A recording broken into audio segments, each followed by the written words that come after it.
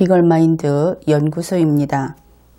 문재인 청와대 대통령이 2018년 3월 26일 개헌안 발의 관련 입장문을 발표했습니다.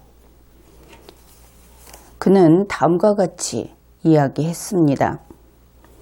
저는 그동안 국민헌법자문특별위원회를 구성하여 국민들의 의견을 수렴한 개헌 자문안을 마련했습니다. 이 자문안을 수차례 숙고하였고 국민 눈높이에 맞게 수정하여 대통령 개헌안으로 확정했습니다. 3월 26일에 이렇게 입장문을 발표했는데 이 대통령 개헌안이라고 하는 것이 전문이 이미 공개되었습니다. 그것은 2018년 3월 22일 청와대에서 공개했기 때문입니다. 문재인 청와대 대통령은 먼저 자문안을 받았다. 그렇게 이야기를 했고 그 자문안을 문재인 청와대 대통령과 누군가 청와대에 있는 그들이 수정을 하였는데 그 수정의 기준을 다음과 같이 밝혔습니다. 국민 눈높이에 맞췄다. 그러니 여기에서 우리 국민들은 의문이 생길 수밖에 없죠. 자문위에서 가져온 안이 있고 그리고 국민의 눈높이에 맞는 이번에 확정했다고 하는 안이 있습니다. 그러면 문재인 청와대 대통령은 이 수정안을 국민 눈높이에 맞췄다고 하는데 문제는 높이인 것이지요. 자문위의 눈높이가 있었을 텐데 그것을 국민의 눈높이에 맞췄다고 한 것입니다. 그러면 그는 이 높이를 낮췄을까요? 아니면 높였을까요? 자문위가 국민보다 높은 눈높이를 지니고 있다면 국민이 자문위보다 낮은 저급한 그런 눈높이를 지닌 국민이다 하는 것이고 만일 국민의 눈높이에 맞춰서 자문위의 안을 끌어올렸다면 그런 자문위는 국민의 눈높이보다 낮은 저급한 자문위가 될 겁니다. 그런데 이 자문위가 국민의 의견을 수렴해서 자문안을 만들었다고 문재인 청와대 대통령 자신이 밝혔습니다. 그러면 자문위가 본 국민의 눈높이는 무엇이고 문재인 씨가 본 국민의 눈높이는 무엇이란 말인가? 국민은 혼란스러울 수밖에 없습니다. 어떻든 그렇게 해서 대통령 개헌안이 확정이 됐다고 합니다. 그러니 이 확정돼서 발표된 것이 바로 우리 5천만 국민의 눈높이다 라고 문재인 청와대 대통령이 말한 것이지요. 그런데 만일 이렇게 내어놓은 개헌안이 개헌안으로서 쓸 수 없을 정도로 너무나 질이 낮은 너무나 수준이 떨어지는 것이라고 한다면 그것은 문재인 씨가 우리 국민을 그렇게 업신여기고 있다 하는 뜻이 되겠죠. 그러나 그래서야 되겠습니까? 만일 문재인 청와대 대통령이 눈이 침침해서 우리 국민이 잘 보이지 않는다. 그러면 우리 국민의 문제가 아닙니다.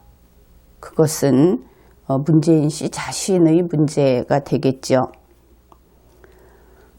이번에 발표한 입장문에서 명확하게 문재인 청와대 대통령은 이렇게 이야기를 했습니다. 오늘 저는 헌법 개정안을 발의합니다. 헌법이 대통령에게 부여한 개헌 발의권을 행사합니다. 그래서 2018년 3월 26일 문재인 청와대 대통령의 발의로 헌법 개정이 제안되었습니다. 그래서 이 제안된 헌법 개정안을 그 중에서 아주 중요한 것을 오늘 여러분과 함께 검토해 보려고 합니다. 그런데 오늘 아주 핵심적인 위헌 사항을 우리가 밝혀내게 될 겁니다. 그러니까 처음부터 집중을 해서 처음에 나오는 이야기가 이게 무슨 우리가 법과대학생도 아니고 이런 이야기를 하는가 하지 말고 바로 이 처음의 토대를 탄탄히 해놓았을 때 뒤에 가서 범인을 이것은 헌법에 위반되는 것이다 하고 확실히 잡을 수 있게 됩니다. 그러니까 처음부터 집중해서 신중하게 한 걸음 한 걸음 함께 나아가기로 합시다. 준비가 되었습니까? 헌법을 영어로 constitution이라고 합니다. 여기에서 constitute라고 하는 것은 조직하다라는 뜻입니다. 그렇기 때문에 꼭 헌법이 아니더라도 일반적으로 조직법 이런 것을 constitutional law라고 부릅니다. 그러면 조직이 무엇입니까? 조직은 체계를 구성하는 것이지요. 쉽게 말해서 시스템을 설계하는 겁니다. 헌법은 그래서 국가의 시스템을 설계하는 법이다. 이렇게 이해를 하면 바르게 이해한 겁니다.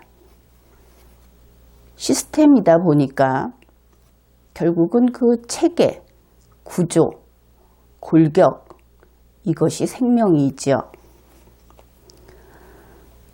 대한민국은 어떻게 건국되었습니까?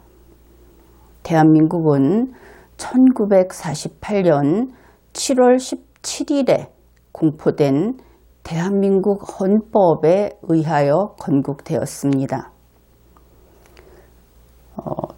문재인 청와대 대통령과 일부 국어학자들, 소위 좌파라고 하는 이러한 좌파 법학자들, 그들은 한글화를 내세우면서 대한민국 헌법에 의하여 건국되었다. 이 의하여라는 부분을 아주 간단히 따라서라고 고쳐버립니다. 그런데 그것은 큰 잘못입니다. 원뜻을 알지 못하고 그러한 행위를 하는 것이지요. 여기에서 그것을 다루지는 않겠습니다. 그러나 의하여가 무엇인지는 간단히 살펴보기로 하죠. 의하여라고 할 때 의자는 한자어입니다. 그 한자는 사람인 변에 옷 의자를 쓰는 그런 의자입니다. 그래서 대한민국 헌법에 의하여라고 했을 때 이 의하여는 헌법이 칼을 들고 망치를 들고 건설을 했다 이런 뜻이 아니고 이 건국의 근거가 헌법에 있다 하는 뜻입니다. 대한민국은 1948년 7월 17일에 공포된 대한민국 헌법에 근거하여 건국되었습니다. 이 헌법을 그래서 건국헌법이라고 부르기도 합니다. 처음 이 나라를 이렇게 만들어라 하고 규정한 그 건국헌법에서는 대한민국의 시스템 가운데 중요한 것들을 먼저 당연히 헌법에는 중요한 것만 있겠지만 그 헌법의 뼈대를 보게 되면 가장 중요한 것부터 차례로 그렇게 규정을 하고 있습니다. 그 중요한 것들 중에 하나를 예를 들면 그것은 삼권 분립제도라고 할 수 있습니다. 이 삼권 분립제도 하나만 가지고도 우리가 과거의 역사를 되짚어 보면 아름다운 사랑 이야기도 있고 인간의 운명을 가르는 그런 비극적인 영화도 있고 이 삼권 분립이라고 하는 이것을 이념이라고 이름을 붙인다면 무수히 많은 인간들이 이 속에서 죽기도 하고 부상하기도 하고 여기서 부상은 뛰어오른다는 뜻입니다. 그렇게 했던 그런 이념입니다. 삼권 분립은 권력 분립제도 가운데 하나이고 권력 분립은 이권 분립도 있고 삼권 분립, 오권 분립 이렇게 다양하게 그 분립 방식은 다양합니다.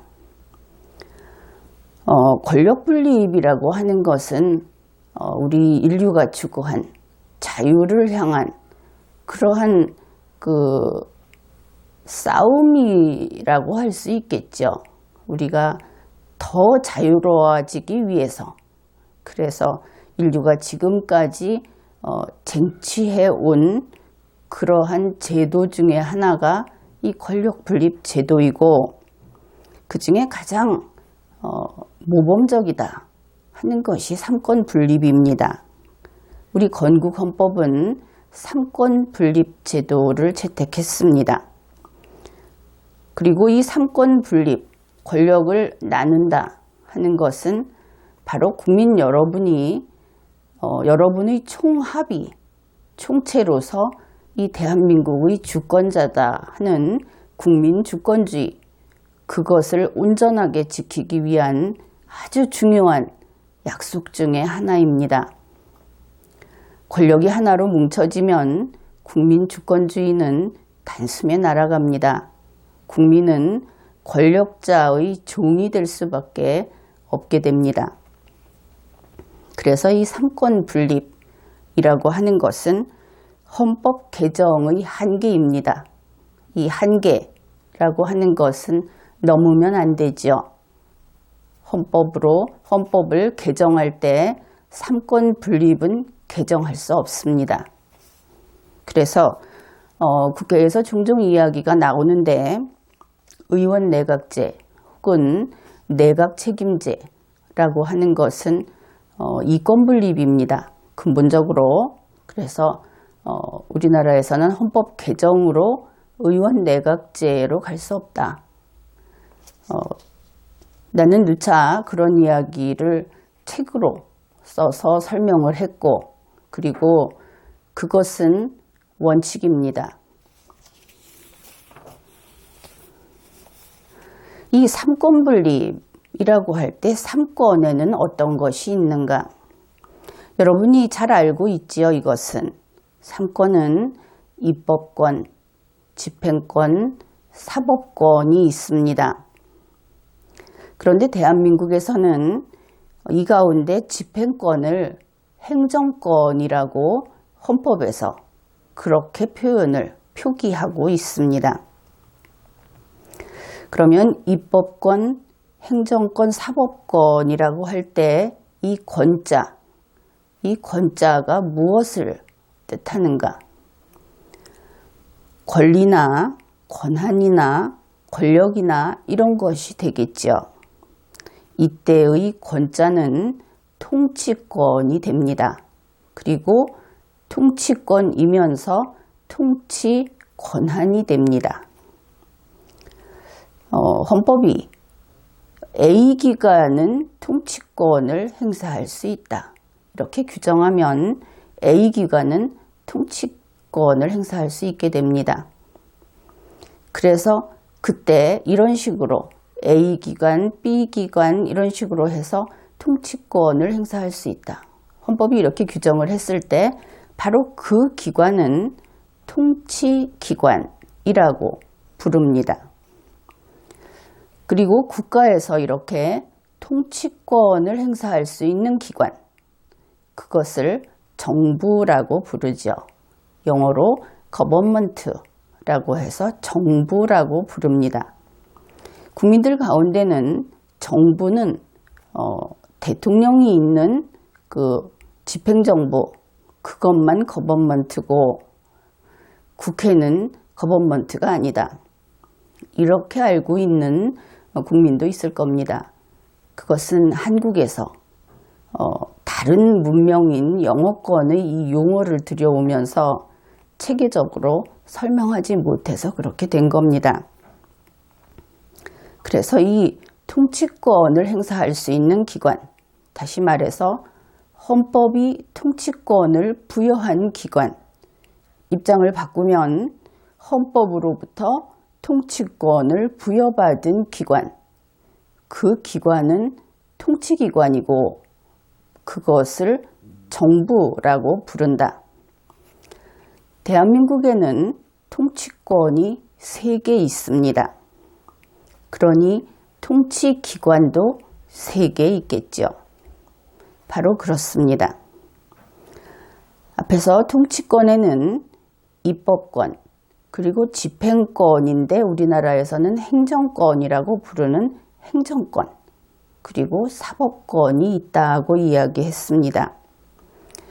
입법권을 부여받은, 우리 헌법에서 입법권을 부여한 기관은, 그러니까 통치기관은 입법정부입니다.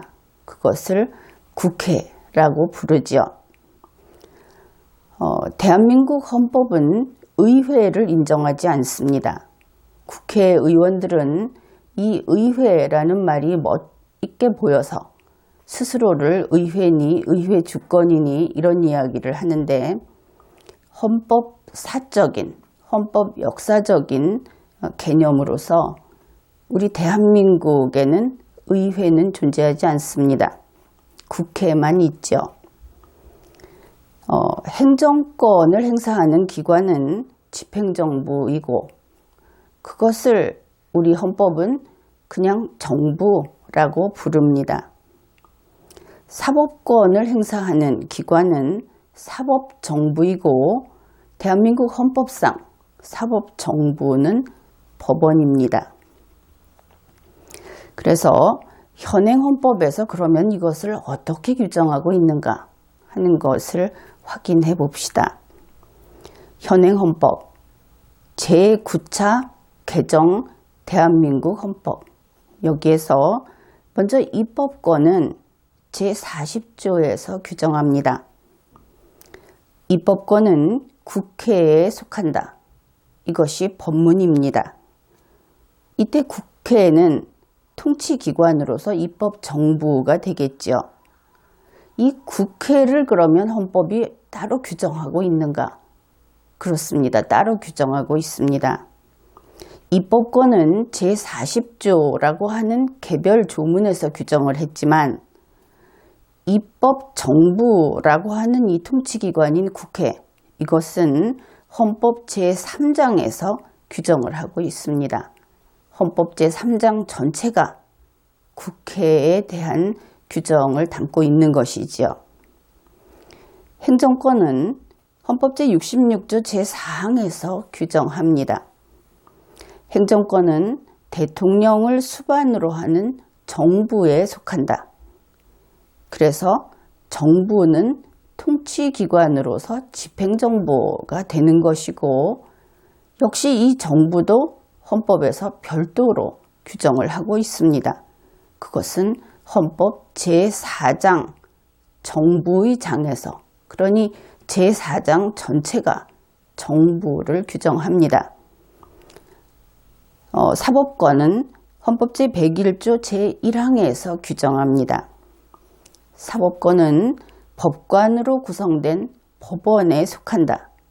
그래서 법원이 통치기관으로서 사법정부이고 이 법원을 별도로 규정하는 것이 헌법 제5장입니다.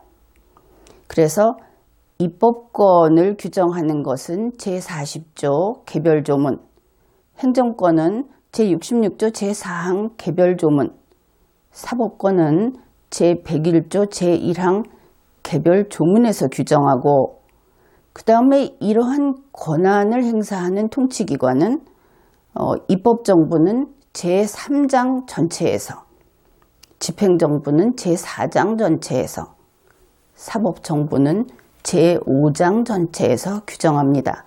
이렇게 하면 이 통치권이라고 하는 것이 헌법에서 이렇게 자리 배치가 되어 있구나 하는 것을 그림처럼 그렇게 이해를 할 수 있게 될 겁니다. 2018년 3월 26일 문재인 청와대 대통령이 헌법 개정안을 국회에 접수시켰습니다. 의안 번호 12670으로 이제 정식으로 제의된 것이죠. 그러면 문재인 청와대 대통령의 헌법 개정안에서 조금 전에 우리가 살펴보았던 삼권 분립 부분을 검토해 보기로 합시다. 삼권은 입법권, 집행권인 행정권, 그리고 사법권 이렇게 세 개이고 첫째, 입법권은 어떻게 되어 있는가? 문재인의 개헌안 제43조에서 입법권을 규정하고 있습니다. 입법권은 국회에 있다. 그러면 이 경우 통치기관은 국회가 되겠죠. 행정권은 제70조 제4항에서 규정합니다. 행정권은 대통령을 수반으로 하는 행정부에 있다. 그러면 행정부가 집행정부이겠지요. 사법권은 제101조 제1항에서 규정합니다. 사법권은 법관으로 구성된 법원에 있다. 역시 법원이 통치기관으로서 사법정부가 되겠습니다. 이렇게 살펴본 결과 문재인 청와대 대통령의 개헌안에는 삼권 분립 규정이 들어 있습니다. 그렇다면 헌법 개정의 한계를 벗어나지는 않은 것이구나 이렇게 생각할 수 있겠죠. 그런데 여기에서 주의 깊게 이 부분을 살펴보게 되면 통치권을 부여받은 기관, 그러니까 정부, 거버먼트에 해당되는 이 3개 기관이 현행 헌법과 똑같지는 않습니다. 그러면은 무엇이 다른지 그것을 살펴보기로 하죠. 그러니까 현행 헌법에서의 3개 통치기관, 그리고 문재인의 개헌안에서의 3개 통치기관, 이것을 비교해보자 하는 것입니다. 현행 헌법에서 입법정부는 국회입니다. 문재인의 개헌안에서도 입법정부는 국회로 동일합니다. 현행 헌법에서 사법정부는 법원입니다. 문재인의 개헌안에서도 사법정부는 법원으로 동일합니다. 현행 헌법의 집행정부는 정부입니다. 그런데 문재인의 개헌안에서 집행정부는 행정부로 되어 있습니다. 여기에서 차이가 나는 것이죠. 그러면 정부와 행정부가 어떻게 다른가? 이것은 헌법을 주의 깊게 읽으면 한눈에 그 차이를 밝혀낼 수 있습니다. 그러나 헌법에 대해서 전혀 모르는 일반인들, 그리고 헌법을 한 번도 안 들여다본 사람의 경우에는 정부와 행정부를 동일한 것으로 알고 있는 경우도 적지 않습니다. 현행 헌법은 정부를 헌법 제4장에서 규정하고 있습니다.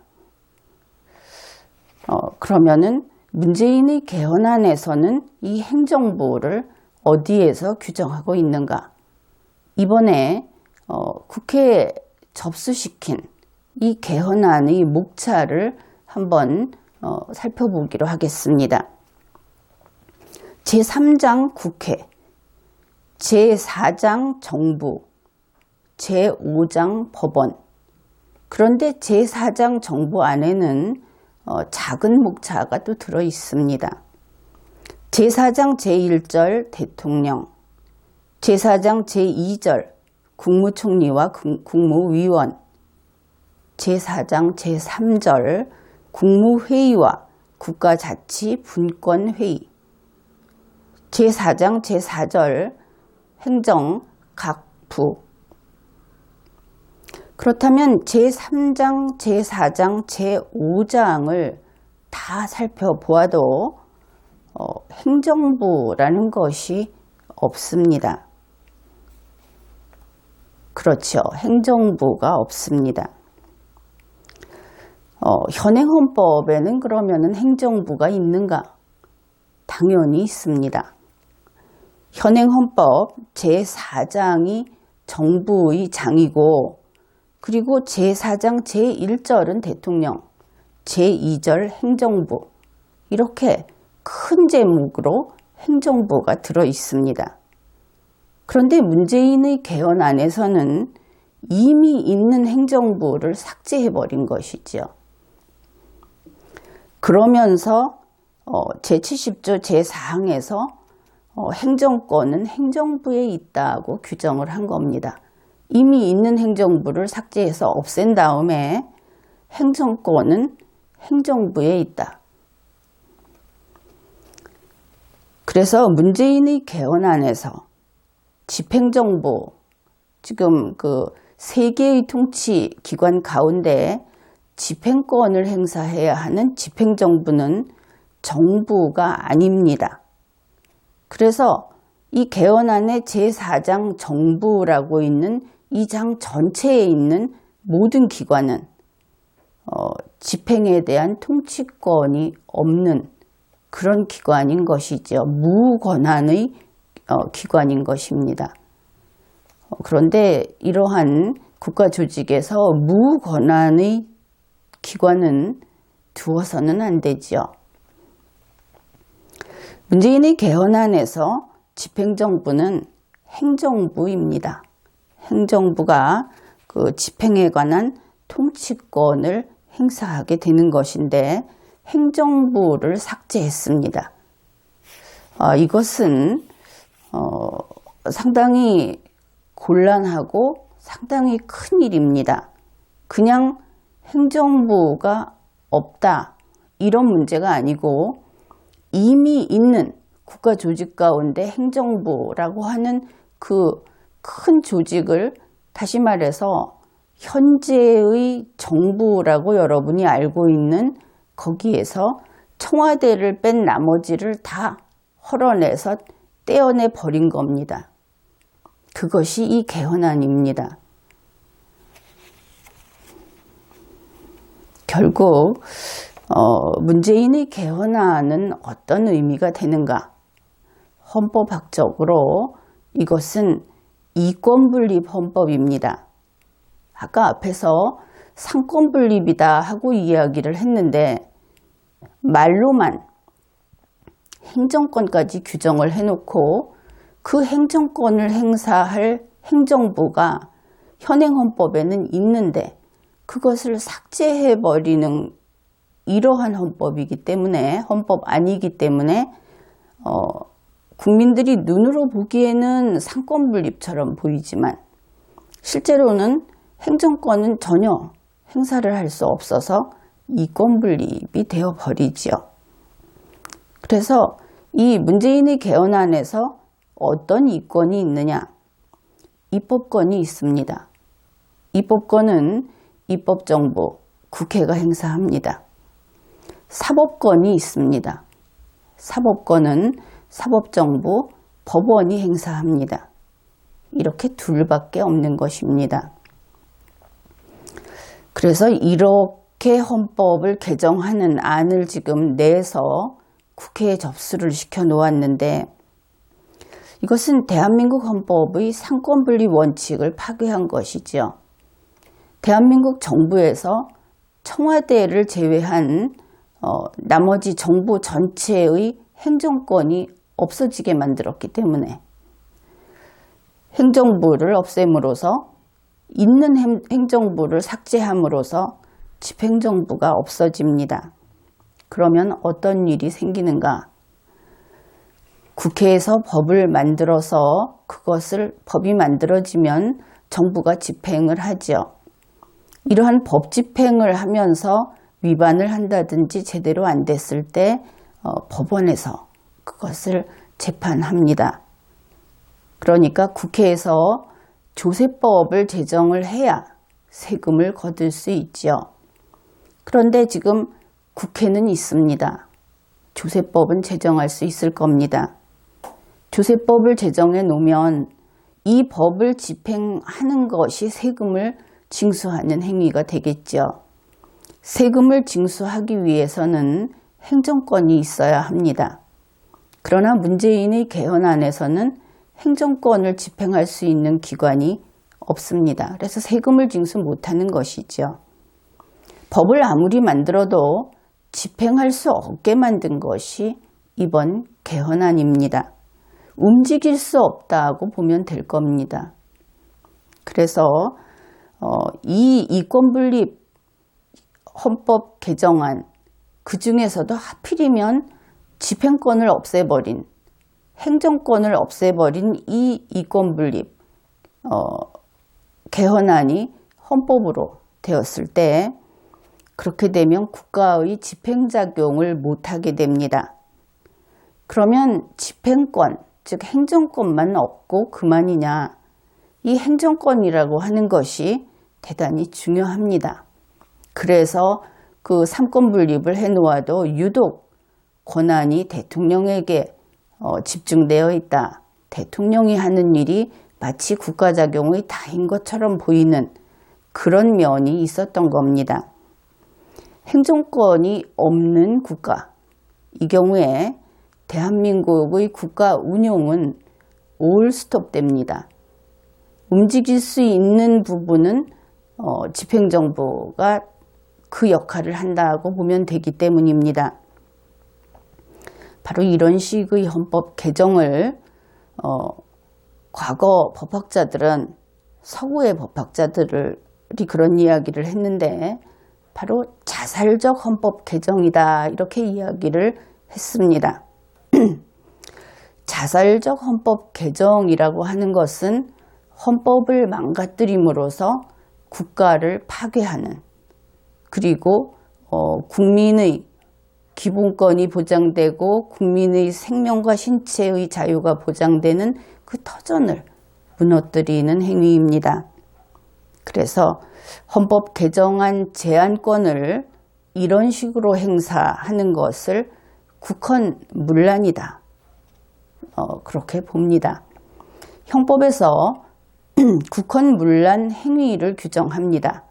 내가 강의를 하면서 종종 이러한 것은 국헌문란이다, 이렇게 이야기를 했는데 그것은 국헌문란죄라고 하는 것이 있다는 뜻이 아닙니다. 어떤 행위가 국헌문란 행위이다 하고 이야기를 하는 것이죠. 그러면 그것이 형법과 무슨 관련이 있느냐? 어떤 행위가 국헌문란 행위로 되면 그 사람은 내란죄를 범한 것으로 판단합니다. 그래서 문재인 청와대 대통령이 국헌문란 행위를 했다. 그 이야기는 문재인 청와대 대통령이 내란죄를 범했다 하는 뜻으로 되는 겁니다. 그래서 헌법 개정안 제안권을 이렇게 행사한 것은 국헌문란 행위입니다. 그러면 어떻게 됩니까? 내란죄를 범한 것이다, 이렇게 되는 겁니다. 그러면 직권남용은 어떻게 됐느냐? 당연히 직권남용이 성립이 되지요. 그러면은 이것으로 끝인가? 이번 그 문재인의 개헌안에서 대통령은 행정부의 수반이다, 이렇게 규정을 했습니다. 그래 놓고 현행법에 있는 행정부를 삭제해버렸죠. 행정부를 없앤 겁니다. 그러면 대통령은 행정부의 수반이 될 수 없죠. 그러면 대통령의 권한을 행사할 수 없게 만든 겁니다. 문재인 씨 자신이 강조해서 이 자문위에게 특별히 주문을 했죠. 부칙에 이러이러한 것을 넣어서 부칙을 마련해달라. 그래서 그 부칙에 보면 문재인 청와대 대통령은 자신이 계속 그 대통령의 직위에 있다고 주장을 하니까 그 자신의 5년으로 따졌을 때의 그 5년 임기가 끝나고 나서 바로 이 헌법이 실행이 될 것이다. 이렇게 이야기를 했습니다. 그것을 부칙에 밝힌 것이죠. 그렇다면 대통령을 행정부의 수반이라고 해놓고 행정부를 삭제해버림으로써 대통령이라고 하는 기관, 그것이 권한 행사를 할 수 없게 만든 겁니다. 자기 자신의 문제가 아닌 것이죠. 차기 대통령이 될 사람은 대통령의 일을 못하게 만들어버린 겁니다. 여기에서 또 하나의 국헌문란은 헌법기관이 기관으로서 활동할 수 없게 만드는 행위도 그 안에 포함하고 있습니다. 그래서 별개의 국헌문란이 성립된다. 이렇게 보겠습니다. 다시 말하지만 지금 이러한 일들, 이렇게 해서 개헌안을 서둘러서 국회에 접수시키고 그리고 국민에게 홍보하고 이러한 일들을 하고 있는 현재의 청와대 대통령 그리고 집행정부,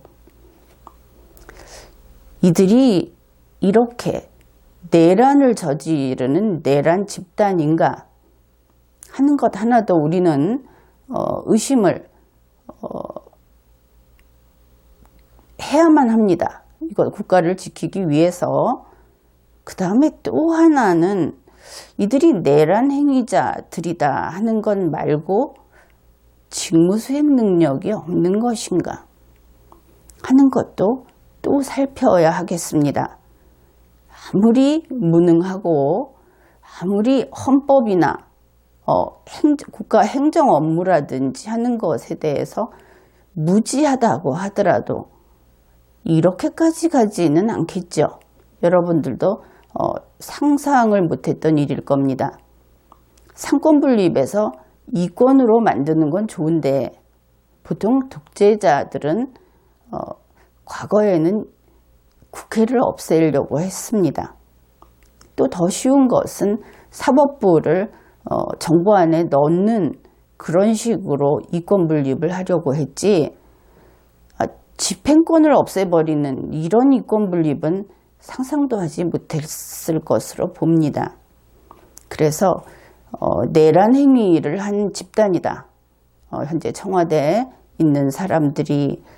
그거하고 또 하나는 너무나 무식해서 너무나 무능해서 직무수행 능력이 없다 하는 것들을 우리는 진지하게 고민을 하고 여기에 대한 그 대책을 마련해야 할 것입니다. 우선 이렇게 살펴본 내용을 가지고 정리를 하자면 국회에서는 문재인 청와대 대통령을 탄핵 소추 의결을 해야 합니다. 그리고 이낙연 국무총리 그리고 법제처장, 이들은 반드시 탄핵을 해야 하겠습니다.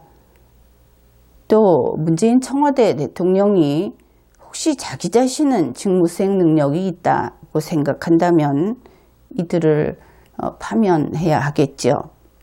그리고 무엇보다도 청와대라는 비헌법적인 기관을 이제는 폐지해야 한다. 그렇게 보고 있습니다. 여러분들은 지금 이렇게 삼권 분립이라는 것에서부터 시작해서 이번 문재인 청와대 대통령의 개헌안 중에 터무니없이 행정권을 집행할 수 없게 만든 행정부를 아예 삭제하고 없애버린 이런 개헌안에 대해서 살펴보았습니다.